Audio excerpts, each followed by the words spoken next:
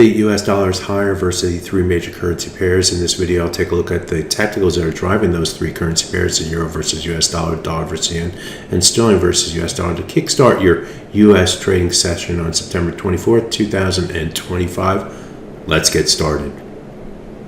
Starting by looking at the hourly chart of the euro versus US dollar, there was a swing area between the 1.1779 and 1.1788 that was joined by the 200 and 100 hour moving averages through here. And when the price initially moved down to there, we found some support, but then rotated to the downside, broke below the levels right through here, and we saw increased momentum over the last 3 or 4 hours. As we did have the German zoo data come out weaker than expected, which also helped to accelerate the decline, and we have another swing area down through here that we're now targeting. That area comes between the 1.1730 and 1.17419 area. The level was defined by a number of different swing lows and swing highs going back in time. There were little instances where the price moved a little bit above it and fell below it and traded above and below through here, as you can see, but for the most part, this area is our next target, followed by the 38.2% retracement. That is of the move up from, let me zoom in here a little bit more, and move up from this low right here, which is the August 1 low, to the high price that we saw on just last week, FOMC trading day. So getting below that 38.2% retracement would be a key in trading on Monday. The price moved down toward that level after falling below this swing area, but could not sustain the momentum to that downside and rotated back to the upside. So sellers are more in control here in the euro versus US dollar. Just taking a quick look at the 4-hour chart, there is some other key support which we are approaching. That is represented by the 100 bar moving average on the 4-hour chart. It actually lies within that swing area, so this area still remains a key level. But recall from Monday's trade, the low price for the week came in right near that 100 bar moving average, found bullion buyers, so it increases this level's importance going forward.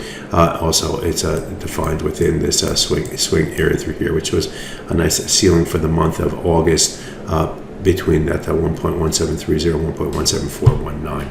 Let's take a look at the dollar versus yen next, and this currency pair in trading yesterday off the hourly chart found support buyers near the 200 hour moving average.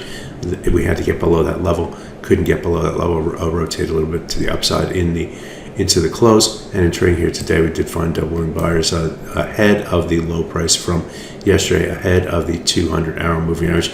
And when the price moved above the 100 hour moving average with a little bit more momentum, what was the next thing we did? We came down to that 100 hour moving average, found support buyers against it. Traders could lean against it with low risk and push the price over the last 5 or 6 hours. We are now approaching the 200-day moving average. It comes in at 148.507, currently trading at 148.456. The last time we tested that level, we did find willing sellers after failing on tests above the levels through on this day right here.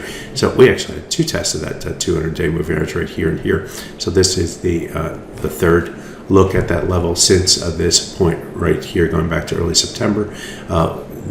If history repeats itself, we should find willing sellers against that level, which would force the price down a little bit. The question is, can we get back below these levels right through here, and increase give the sellers more confidence that the top is in play. If we can't get below these levels coming in, I guess near 148.20 or thereabouts, then the buyers are still more in control for this pair. So be aware, but the key resistance coming up ahead in the dollar versus yen at the 200-day moving average. I do expect sellers to lean against that level, at least in the first look. Finally, let's take a look at the sterling versus US dollar. This currency pair did find willing sellers yesterday ahead of the 100-hour moving average, falling 100-hour moving average, and then at the close yesterday and the early Asian session, we also found willing sellers against that 100-hour moving average, helped start the move to the downside. In the European session, we did see increased momentum breaking below the 100-day moving average. Last week, we did move below that level here. and tried to stay below that level, but found support buyers near this swing area down here between 1.3450 and 1.3467. That helped to push the price back above that 100-day moving average. We found the support there. We're now back within this swing area, and we'll see if we can break below it. If we can break below that level, that would open the door for further downside momentum, with momentum taking the price out down toward these lows, maybe 38.2% retracement and other levels. Let me just put it on the 4-hour chart here to get a view of where this is looking toward. And the 50% retracement, which we're breaking below right now, is of this last move to the downside from the, looks like the July 1 high to the low price that we saw in August 1. So getting below that level would then have traders looking toward the 38.2% retracement, and then this swing area down through here between 133.60 and 133.78. So there you have it. A look at 3 of the major currency pairs. It looks like the dollar buying is the key with key breaks in all the 3 major currency pairs. We'll see if that momentum can continue. My name is Greg McCloskey. Good fortune with your trading. Bye bye now.